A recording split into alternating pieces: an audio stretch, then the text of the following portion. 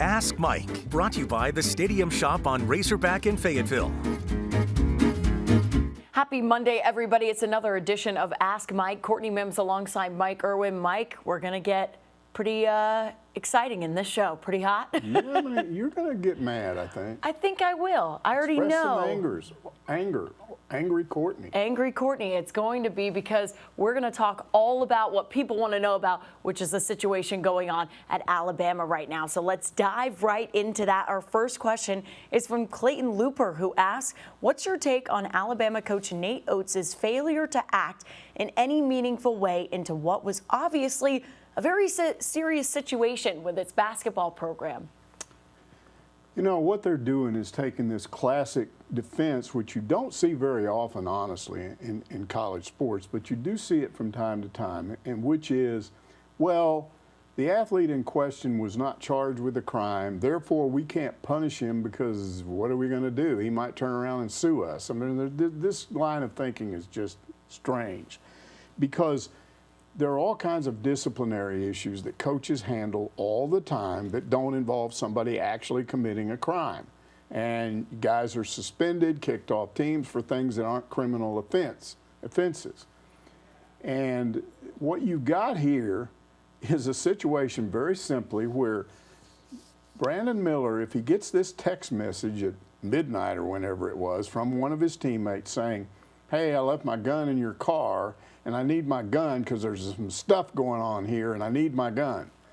It doesn't take a genius to realize that if you're doing the right thing, you're going, wait a minute, I don't want to take him a gun in a situation at midnight.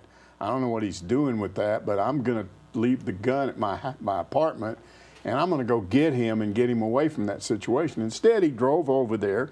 True, he didn't actually give the gun to him. Apparently, the guy went and got it out of the car because he'd left it there. And then that guy gave it to somebody else who killed a young mother. And where this really gets dicey is that the way they're handling this situation, Nate Oates comes back after he's informed of what has transpired and what the police have said and what they're charged with, and he said, oh, well, Brandon Miller was he was in the wrong place at the wrong time. Well, that makes it look like you're not taking the death of this young mother seriously.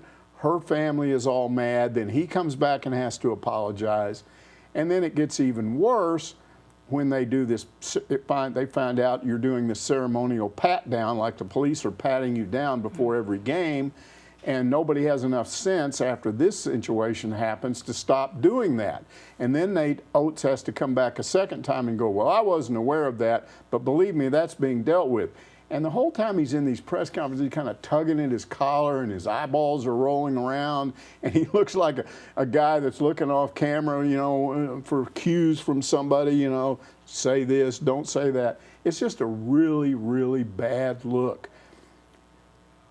Phil Elson, you know, who does Arkansas women's basketball in the games and does some baseball play-by-play, a really good guy. He made a good point on the radio this morning. He said, what Nate Oates is doing with his actions is he's telling everybody, I'm a really good basketball coach. My team wins. We might even win a national championship. I'm really good at coaching. And he's telling them, but in no other way am I doing anything. I'm not mentoring these guys. I'm not trying to grow them up into men. I'm not giving them advice on how to behave better. I mean, that period of time when you go from being 17, 18 years old through college is a time when most of us grow up. Now, some kids have to go straight out of high school and get jobs, and they don't have that time. They just have to grow up on their own.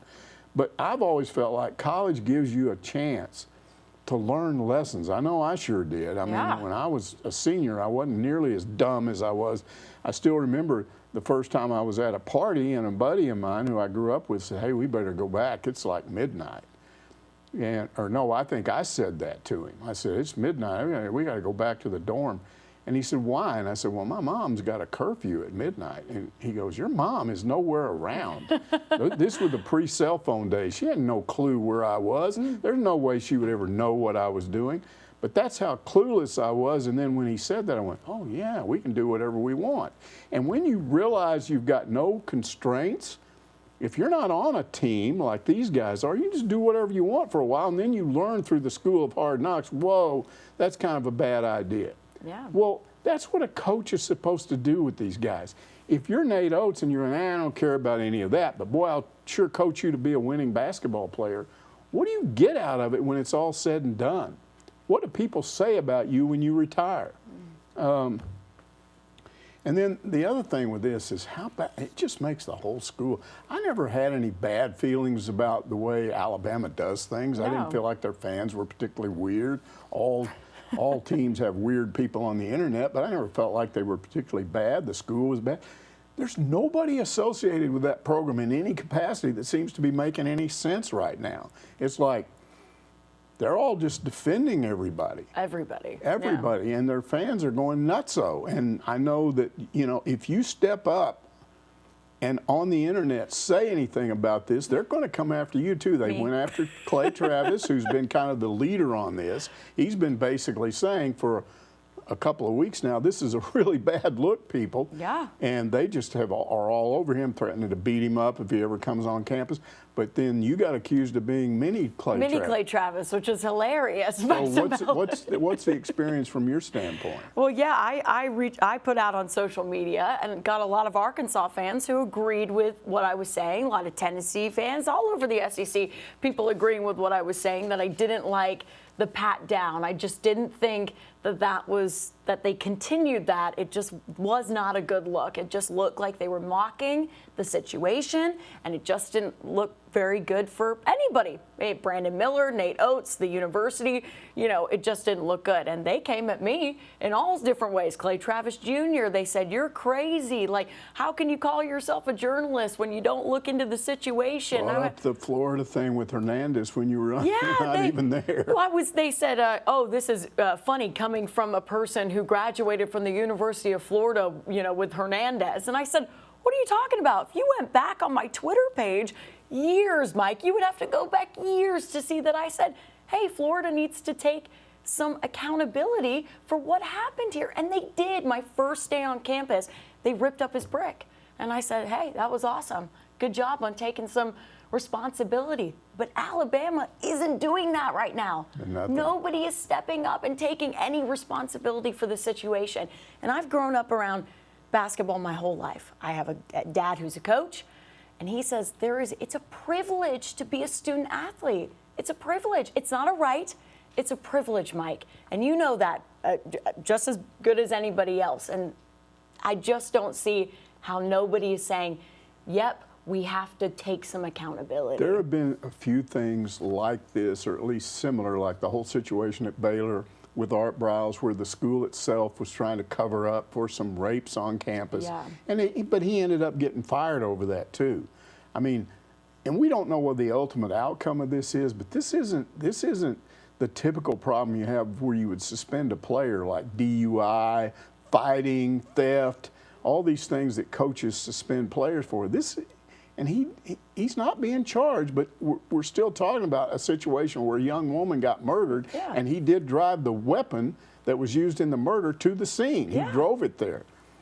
And so that's a very serious situation, and it's just like, he's not charged. We don't have any responsibility.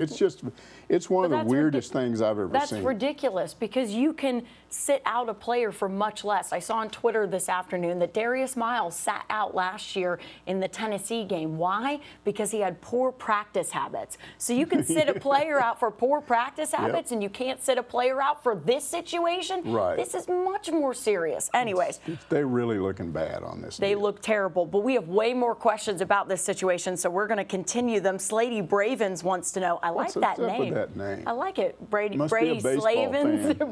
Slady Bravens, I like it. Do you think Hog fans are overreacting to the Brandon Miller situation? How many of us would be defending Miller just like Alabama fans if Miller played for us? There would be some. Yeah. There's no question. When you get on the internet, there are Razorback fans that I read every day that I think you're out of your mind. But there's crazy fans in every fan base. It's what you're used to. But I think when I look back on my career and think about situations where certain things happened, where people were suspended, where it hurt Arkansas, I think Razorback fans generally have been supportive of those situations. They haven't been no, nothing should be done. You know, this is outrageous. You know, this guy didn't do anything. So, yes, I agree that some Arkansas fans would probably be reacting the same way, but I'm not familiar with anything close to at Arkansas where there continued to be almost a universal overlooking of a situation that's very, very serious. There's almost always a sort of reaction when something not even as serious as this comes up. I mean, think about that situation with football where you had a player that was on a sidewalk and the cops like the Miles Slusher situation. Clearing the street. And I guess Slusher was kind of not paying attention. I mean, he sort of was, but he had one foot on the street and the other foot up on the curb. And I guess a cop came up and there was an altercation. Yeah, a little altercation. And so he ended up getting arrested. And I mean, he ended up leaving the school because he wanted Sam Pittman to take his side. And Pittman said, you know, you didn't do the right thing. The suspension stands, and I'm not going to criticize. I'm not going to come back and say you didn't do anything. Yeah. And he's not here anymore. But he violated a team policy, right? Yeah. He violated team policy. Exactly. So you didn't hear an outrage over that from the fan base. Well, you heard an outrage when the video came out, and people were sticking up for the players. They were sticking up for the player, but you still didn't hear, people calling people names and all that. So I think mostly at Arkansas, fans pretty much understand when somebody needs to be disciplined. I think so as well. Marty Bird's proxy says, with the current goings-on at Alabama, I'm reminded of the stand Lou Holtz took on the dormitory incident prior to the '78 Orange Bowl. Was there second-guessing among UA administrators or Coach Broyles about Lou's decision? What happened? Okay, you have a dorm incident where you have I don't even think she was a student. It's been so long ago, but I think these players brought a young lady into the dorm. She ended up claiming she had been raped. Oh, wow. They said it was consensual sex. There was no evidence. It's kind of like her word against 3 other people, and there was no compelling evidence either way. And so the police, I guess the prosecutors concluded, look, we can't win a case here. We might be sympathetic to her, but we can't prove this. And therefore, they're not going to be charged. And before there could be any kind of reaction to that about, ooh, gee, what do we do now? Because that then suddenly puts all kind of pressure on the AD and all these other people, the chancellor of the school, all of those administrators. Before anything could even be done about that, or there wasn't a reaction to that, Lou just stepped in and said, well, the 3 guys are suspended. Yeah. And they're suspended because they didn't do the right thing. Correct. They might not be charged with a crime, but either coach, I'm saying, I've looked at what happened and what's alleged and what I do know about it, what they've admitted, and by bringing her into that dorm room themselves, that alone violates my policy on how they're supposed to behave. They didn't do the right thing, and so they're suspended, and that was later known as the do right rule. Okay. And this is a good example of what we're talking about. These things should be nipped at the bud and can be nipped at the bud right off the bat with the head coach who doesn't worry about whether a crime has been committed. He just says, you violated my rules. And who's going to sue you for that? No. When you become an athlete, there's nothing that says a coach can't suspend you if you don't do what he wants. Yeah. That's just sort of the way it is. And I think if that had happened in this Alabama situation, it'd be over. It'd be over. And I think part of it is Nate Oates taking responsibility. Now he's wrapped up in this, and the family's mad at him. You could They're going to get sued. Somebody's going to get sued. They're going to get sued, but you could push it off of you as a head coach, some of that heat, by going, you know what?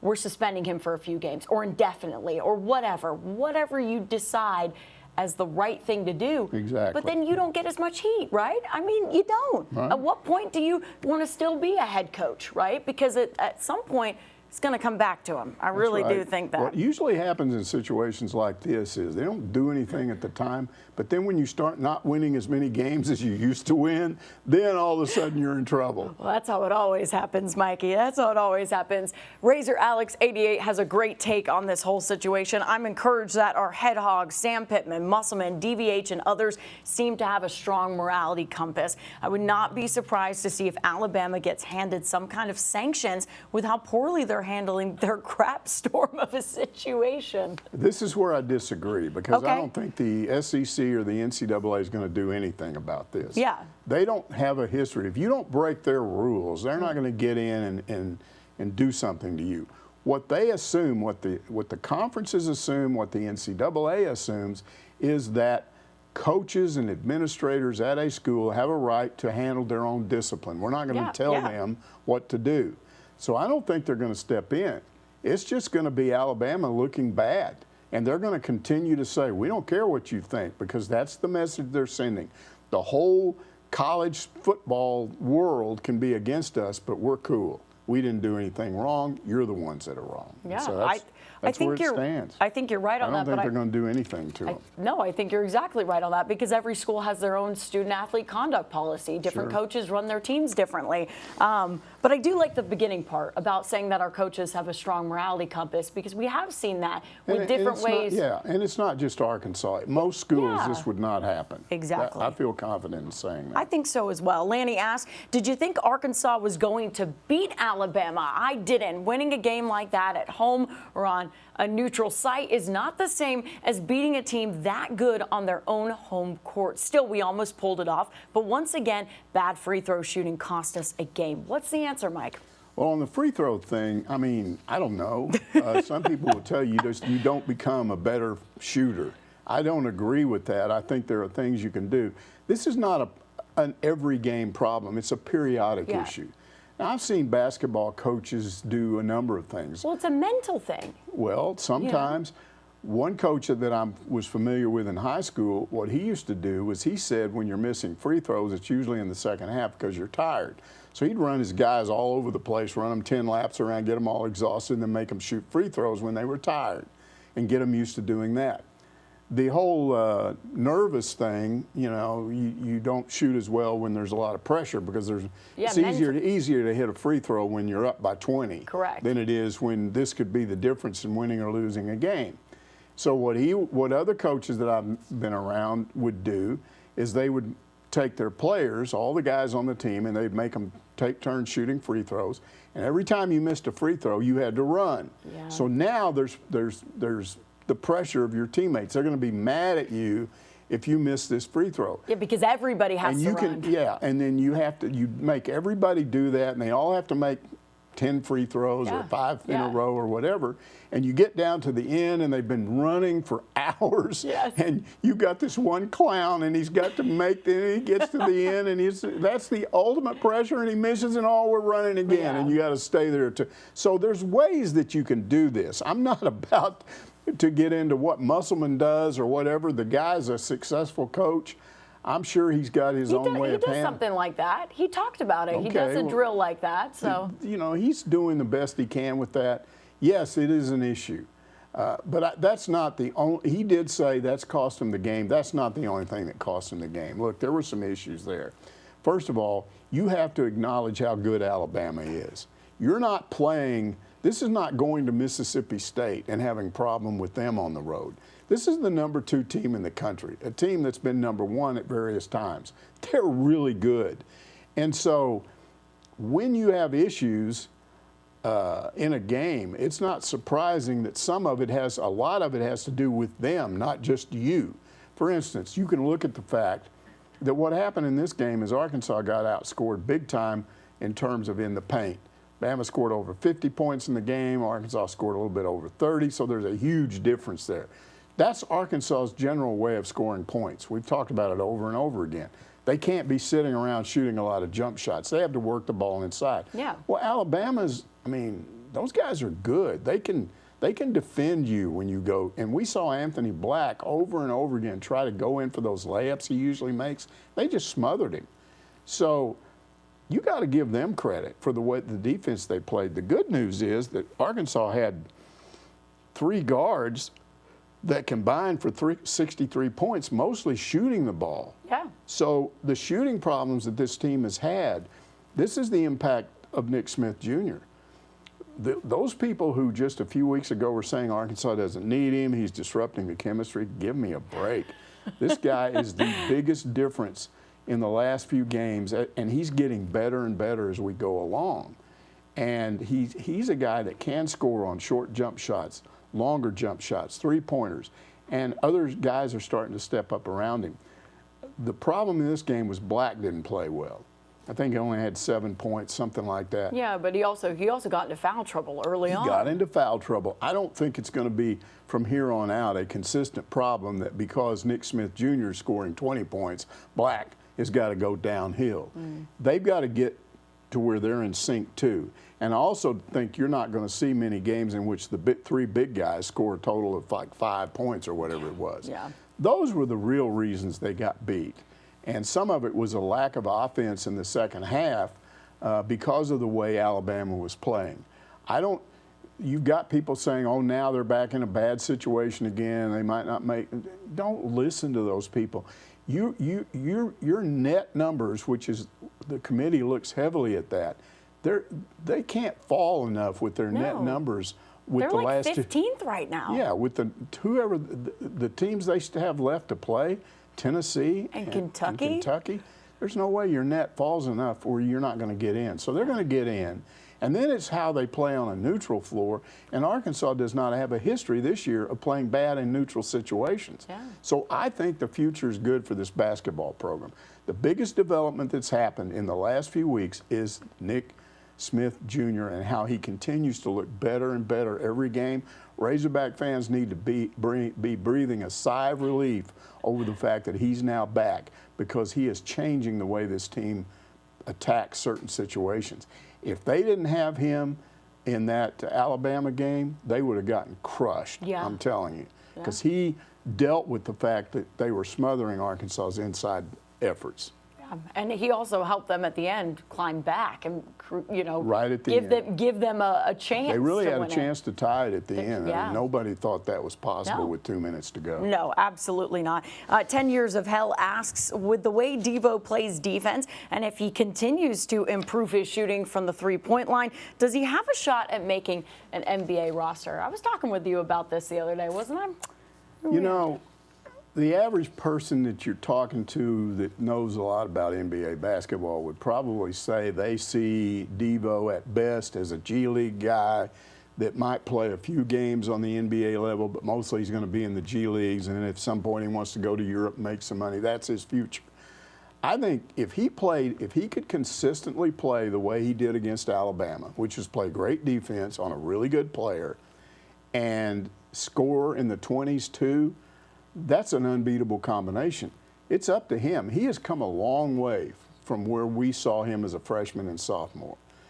But he's still got some consistency issues. So I'm not going to sit here and say he can't do it. It's up to him. It's up to him to prove all those people wrong. And he's proven a lot of other people wrong this year because he's gotten more consistent. He's really helped them in some games where if he didn't step up, they would have lost. So again, he can be a really effective offensive player, and we know he can play defense. It's the consistency. And again, it's up to him as to whether or not he ends up playing in the NBA. Yeah, I agree as well. For me, too, if I'm an NBA scout, I look at that turnover, the turnover stat line for Devo. It's just there's some times where there's ball handling issues, and that comes back to the consistency thing. So I agree with you there, Mike. WV Hog fan on Hogville asks, what is it with ESPN? It seems like every game for the Hogs that the Hogs play is delayed for whoever plays before them. We don't get to see a whole game. Like last week's Georgia game, they told us it was going to ESPN2. Well, it actually went to ESPN Plus. It wasn't on ESPN2, and it wasn't even showing the game. They need some help. Can you make a suggestion? It was interesting, Mikey, before you start this question.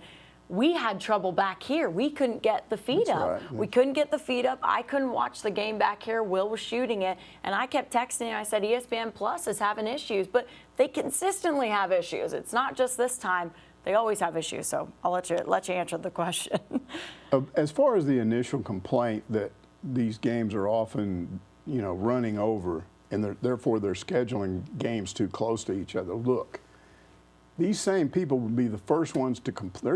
If you're trying to get a maximum number of games out on one way or the other, and that's what ESPN's trying to do. They're trying to put as many people on conventional, a lot of people don't do streaming. They don't do ESPN Plus or 3. So it's whatever they get on their satellite provider or cable company or whatever or off air. they're trying to give those people as many possible games as they can, and that means you got to sort of slide a bunch of games in there and hope they don't run over.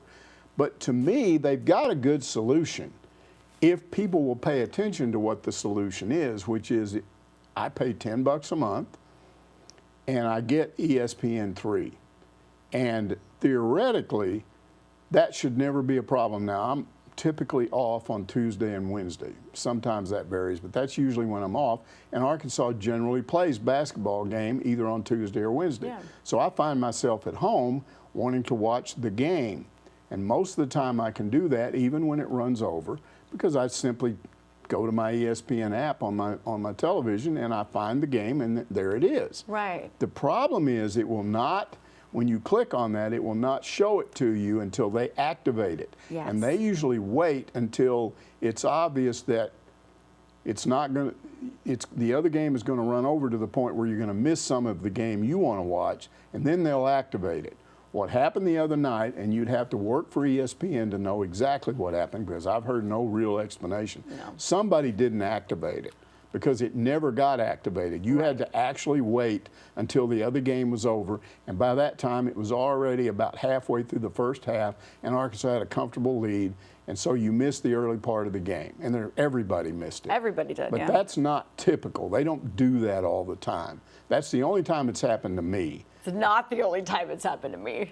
But It's happened to me quite a few but times. it doesn't happen where a whole half of a half goes by, does it? Yeah, last year, this same scenario happened, not with a game running over, but them saying, hey, Arkansas softball is playing over on ESPN+.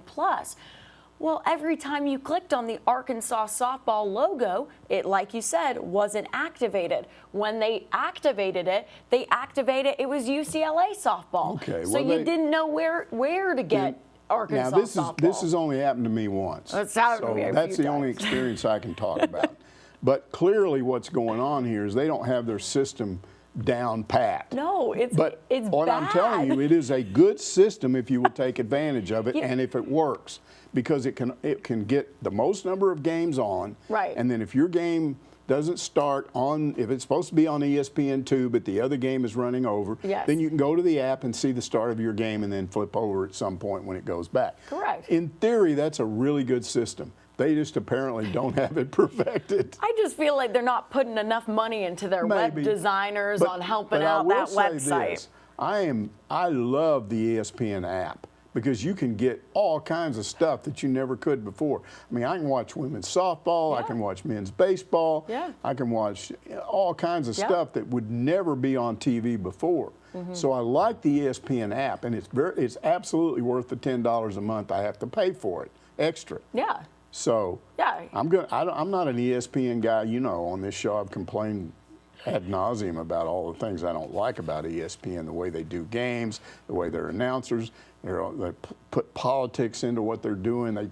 They think we're not interested enough in the game, so they have goofy interviews while the game is going on. They bring people into the press box while the game is going on and do these idiotic interviews when you're trying to pay attention to what's going on in the game and stuff is happening and they're not even acknowledging it. All of that stuff is bad. But this part of it is good if they do it right. So wait, so let me get this straight. I'm complaining about ESPN Plus, and Mike, you're not? About this situation, I'm saying the This is a basic flip. idea is good. Now, maybe they're not, and maybe I'm saying this because it's only happened to me once. Yeah. When it happens to you a couple of times, Mike, we'll come back to this. Well, I'm only argument. in that situation generally on Tuesday or Wednesday. Exactly. But so we'll see. Get in that situation on a Friday, Saturday, or Sunday in softball or baseball season, and then Yeah. come back to me. It's Okay, we'll see. But they should, if they're doing this, they ought to get their act together and realize their perfect plan is being blown up. They got them push the right buttons and get this stuff on the air. All right. If I thi- ESPN is listening, we need you to fix I think it. the problem is they delay going to the other game until it's obvious that game has to start while the other one's still going on, and they should probably just go to it when there's even a chance. Exactly. Because they should set it up for it's success. Streaming. It's not affecting anything else, so just go ahead and stream it, and then if you want to get off of it, you can do that. They do already stream the game, so it doesn't make any sense to me. But anyways, Whippersnapper asks, when the time comes, do you see Mike Anderson retiring in Arkansas like Nolan did? Good question. I've talked to some people that know him pretty well, and there's not a consensus there.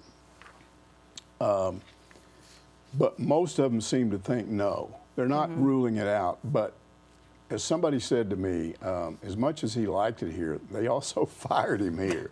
Would you want to go retire to a place where you were fired? I don't know. Maybe. I mean, maybe he would, but he would also have to be walking around knowing that everybody kind of went, oh, yeah, you got fired. Some people seem to think he would go back to Tulsa. In fact, I've even sort of been told that if he does get fired at St. John's, and he might because it's not been the season they wanted, he would end up at Tulsa because he played there. He likes Tulsa. They like him. So he could go back there at some point as their coach, or he could just go back there and retire. The other possible place would be Birmingham, where he's from. So there are three possibilities to me. Birmingham, where he grew up, Tulsa, where he played, and where a lot of people really like him over there, or here, where people like him too. Yeah. But we'll have people to see. I talk to say it's either Tulsa or Birmingham. Okay, well, we'll have to see. Mousetown wants to know, aren't you just a little bit worried about the baseball Hogs? They're 5-2, but in those 2 losses, they were outscored 30-9. I don't care what DVH says or what you say. This team has a pitching problem. Does this team have a pitching problem, Mike? Here's what DVH said after that loss on Tuesday, in which they got clobbered again. He said, look, we've got some guys, some younger guys that I need to see pitch and who aren't pitching really well right now, and we've even got some older guys that aren't delivering right now.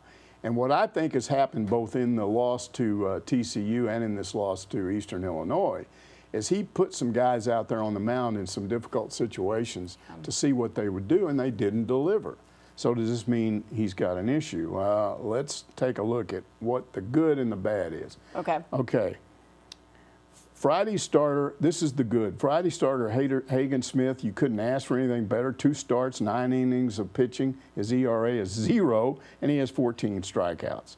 Nice. Then you go to reliever Cody Frank. He's worked 7 1/3 innings of relief, an ERA of 1.23. He's not a big strikeout guy. He just gets people out. He doesn't do the kind of things that hurts a pitcher. He's just got 1 walk so far and 1 wild pitch. He gets people to hit the ball, and they keep it on the ground, and you get people out. This is what you want. You get kind of a minimum number of pitches for a guy like that, and that's what you want in a long reliever. Then short reliever Brady Tigert, ERA of 1.93 and 4.2 innings of work, 8 strikeouts, no wild pitches. You got to be happy with all of that. Sunday starter Hunter Holland, an ERA of 2.79 and 9.2 innings of work, 9 strikeouts, just 4 walks. Those are all good numbers, and Arkansas is 3-0 with those guys. So let's look at some problems. No. This is Will McIntyre. He's your Saturday starter. He's had 2 rough outings. That's why his ERA is high. He's given up 11 hits in 6.2 innings. He's basically throwing the ball up in the zone. However, he did get the win last Saturday, and his pitches were down more. He went 4 2/3, gave up just 2 hits and 1 run. That's a very encouraging sign. If he keeps that up, DVH ends up with 3 quality starters, a long reliever, and a closer. Yeah. But you got to have more. So let's go with more problems. Zach Morris. You really need to think about this one. Okay. Last year, he was one of Arkansas's better relievers, 3-0, a 3.21 ERA last year. Teams hit just 230 against him. This year, like McIntyre, hitters have been teeing off on him. 10 hits in 5 1/3 innings of work. He's not wild, no wild pitches so far, and just 2 walks, but teams have scored 9 runs off of 10 hits from him. They need to get him going. Yeah, and some big homers, right, too? I believe there was a couple homers in there. So now Cody Adcock. He's a JUCO transfer. And look, if you looked at him when he came in, when they brought him in, he had below average numbers, in my opinion, for a JUCO guy.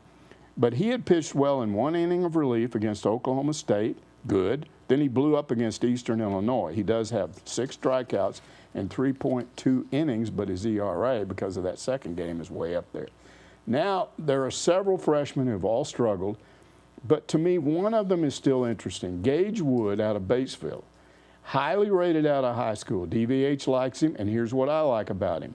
In 2 full innings of work, he's given up just 1 hit with 5 strikeouts, and hitters are batting just 143 against him. However, here's what I don't like. 4 walks, 2 wild pitches, he's hit a batter. Ooh. That's why his ERA is so high. Well, that's clearly nerves. Yeah. And he's put him in some difficult situations to test him. I think when you got a kid early on out of high school and you put him in difficult situations, it's not surprising to me he would be nervous. Yeah. I think a kid like that, the more he pitches, the more he's going to settle down. And to me, that's a freshman pitcher, I think, before the season's over, based on what I see so far. Teams aren't hitting against him. Yeah. He's just hurting himself. So if he settles down, I think he's going to help. How many of these other pitchers are going to come around? I don't know. That's why Dave Van Horn is experimenting right now. That's what you do this time of year. You've got to understand that as a head coach, he's not so much focused on, gee, we can't lose this game, because these games right now don't matter.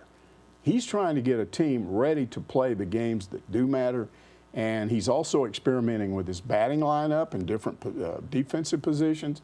So you're going to have some games like this, and if you look around college baseball, Arkansas is not the only team that has these kind of weird losses.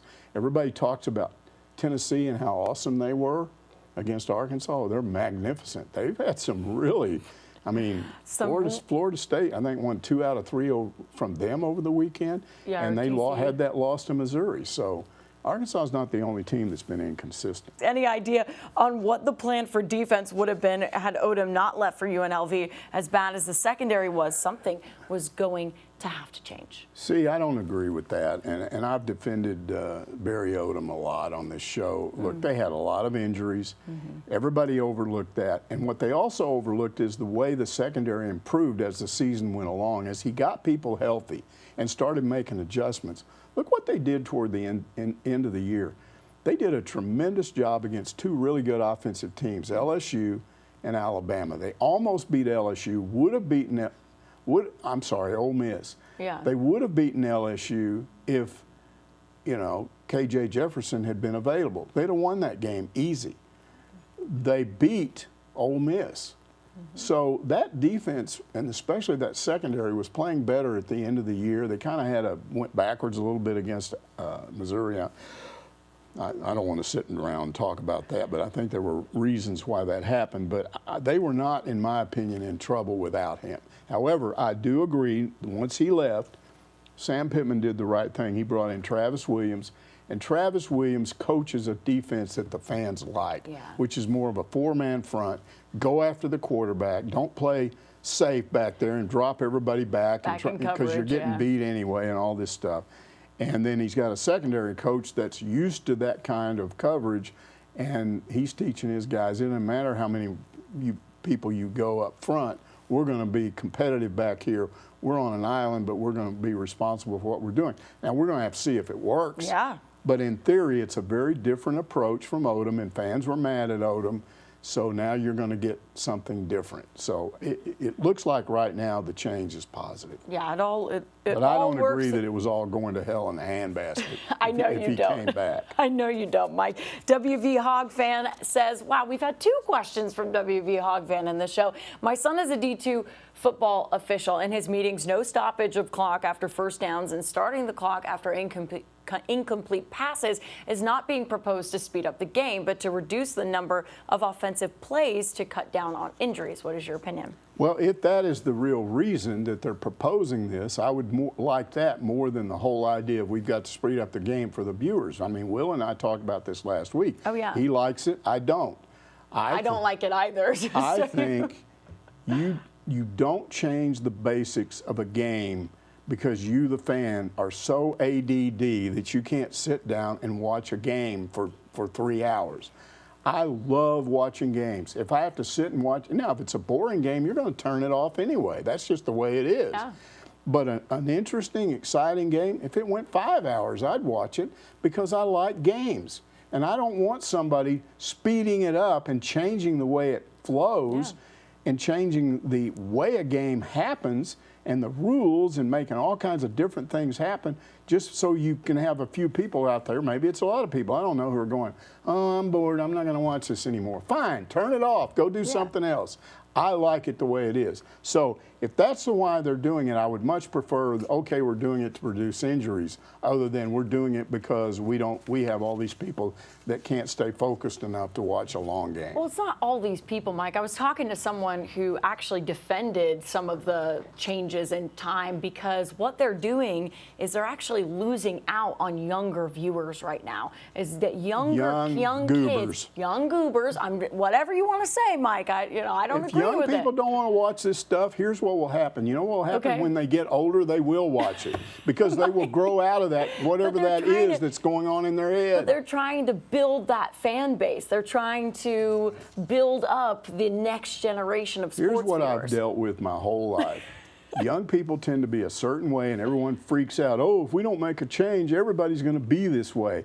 And then what happens is when they get married, they start having kids, they change. Yeah. And you start seeing things a different way. Yeah. And so I'm not worried that in the long run, people are always going to watch sports, and I'm not worried about somebody that's 19 or 20 years old that's going to go, you know what, I'm not going to watch basketball games anymore because they're lasting too long. My brother said this. I was like, hey, you want to watch the game with me? He's like, I'll just catch the highlights. Well, good. He's a goober. And I go, what do you mean you're just going to catch the highlights? Well, Will's the same way. He was a baseball player, and he doesn't like watching baseball. What sense does that make? I don't know. He said that. He did say that. He just said that yesterday when we're sitting in here. I'm a baseball. It's a long game. He said baseball was my best sport, but I don't like watching it. Because he said it's too long because attention spans are getting like this, Mike.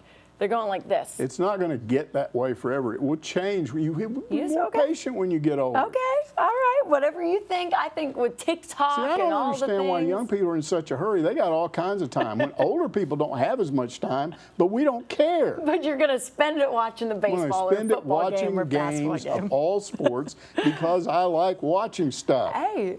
That's you, but I'm telling you, it's not. I'm not worried about some 19-year-old guy that's going, well, okay, I'm just going to go out and do something else. Hey, but they're worried about it, and I think that's why some of these rules are changing. So I think that's my explanation at least. Blake Taylor, 11-12. We're going to end things on a good note because I love this question. The Razorback track team has won yet another SEC championship. Yeah, both the men and women won the SEC indoor championships this past weekend. I was wondering, what is your favorite memory of retiring head coach Lance Harder? Okay, it's actually a memory that involves John McDonald. Okay. Because by the time Harder came along, John had already established himself as maybe the greatest track and field coach of all time.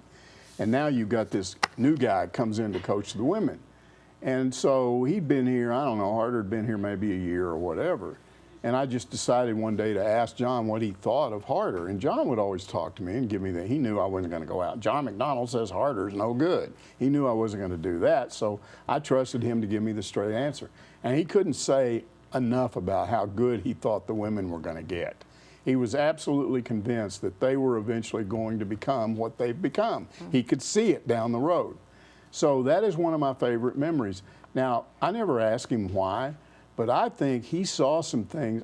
Here's what I think happened. I think Lance Harder came in here and he wasn't goofy. He saw what John was doing and the success that he was having, and he watched the way he did things and said, hey, I need to do that too, which is you don't go out and recruit and spend all your recruiting on getting one guy that can win one event, one guy that can win another event, and then you get 3 national guys that maybe can score 30 points, but you don't win conference championships, and you probably don't win the NCAAs without a lot of second, third, and fourth place finishes. So he went out and started recruiting athletes that could finish second, third, and fourth events and pile up points. And he was following the same formula that John did, and now he's followed in John's success. Now, nobody's ever going to do what John did in terms of actual national championships. But when you look up at the indoor and see all those banners for women's sports now, it's the same sort of thing. Yeah. The other memory I have of him is not a specific memory of Lance Harder. It's just the way. Remember when we were talking about Nate Oates? Yeah. Oh, now Do you remember what we were talking about? What, 20 minutes ago? Okay, now let's look at the polar opposite of that, because Yeah. here's a guy that is more successful in his sport than Nate Oates will ever be. Yeah. Because I think Harder's won multiple national championships. He Nate has. Oates is not going to win multiple national championships. No. But here's what you have to deal with Harder. This is not a guy that walks around, I've won national championships. I'm cool. He's about as accessible as anybody I've ever seen. He's easy to deal with. He's nice to everybody. When I was watching him this weekend, he wasn't sitting around sweating, we've got to win this last meet this is the last indoor I'll ever coach here. We've got to win the conference indoor here. We've got to do it. He wasn't walking around like that. He's walking around being nice to everybody, hugging everybody. Hey, it's great to see you again. This is a guy that there's more to him than just winning. And this is what I was talking about with Oates. I like He's the it. polar opposite of that guy. Yeah, there is no one that has a bad word to say about Lance Harder. When we went to that dinner, me and Alyssa went to his retirement dinner. We had the opportunity to go over there and listen to some of the stories about him. And my goodness, the amount of people that got up there and said, you not only made me a good athlete, but you made me a good person. You set me up for success in my life. And everybody said that. Kentucky's head coach got up there and said, I remember, I thought I was going to be fired by you. I was packing my stuff. I was recruiting other people. And Lance Harder comes and goes, what are you doing, man? What are you doing? Well, I thought you were going to fire me. He goes, no. He said, just learn from it. Do better next time. That's a good coach right there. Yeah, Love and that. so now in retirement, he'll have what John McDonnell had in retirement, the ability to come back, go to meets. Yeah. People love the guy. Yeah. There ought to be a time when your career's over when you're able to sit back and enjoy it, because you don't have time while you're doing it to soak it in as much. But what is Nate Oates going to do when he retires? People are going to go, yeah, well, you won a lot, but you were really a jerk. Do you remember this whole Brandon Miller situation and the Miles situation? Exactly. And they'll remember that on his career forever. It's just that's how that's going to be. But Lance Harder doesn't have anything like that. And we will see him around the university, Mike, because he's going to try and do some coaching on the side with some of the athletes, you know? Personal coaching. Personal coaching, exactly. So good. we'll still see him around, I'm sure. But that's going to do it for this week's Ask Mike. We'll see him next Monday to answer more of your questions.